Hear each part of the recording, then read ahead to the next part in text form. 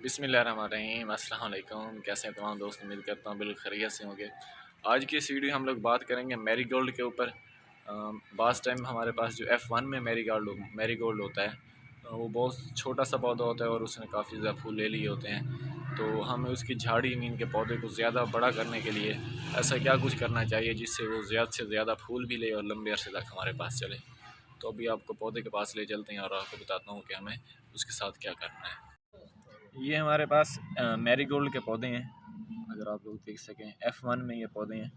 तो अगर आप लोग या हम लोग ये चाह रहे हैं कि हमने इस पौधे की हाइट में इजाफा करना है, इसको बड़ा करना है और इस पर ज़्यादा से ज़्यादा फूल आएँ, तो उसमें हमें क्या करना चाहिए।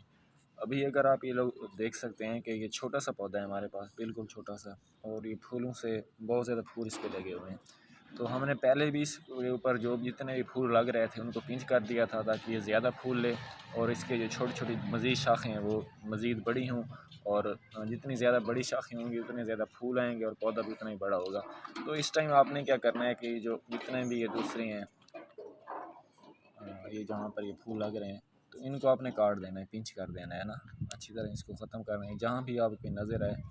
तो अभी इस पौधे के ऊपर मैं ये पिंच कर रहा हूँ, तो नेक्स्ट वीडियो में मैं आपको इसी पौधे का रिज़ल्ट दिखाऊंगा।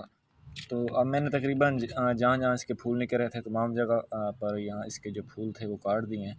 तो आने वाली नेक्स्ट वीडियो में आप लोगों के साथ इसी पौधे का रिज़ल्ट शेयर करूँगा कि इस पौधे ने कितनी ग्रोथ की है। और इसके साथ एक दूसरा पौधा ये भी है, तो इसके ऊपर मैंने ये मेथड अप्लाई नहीं किया।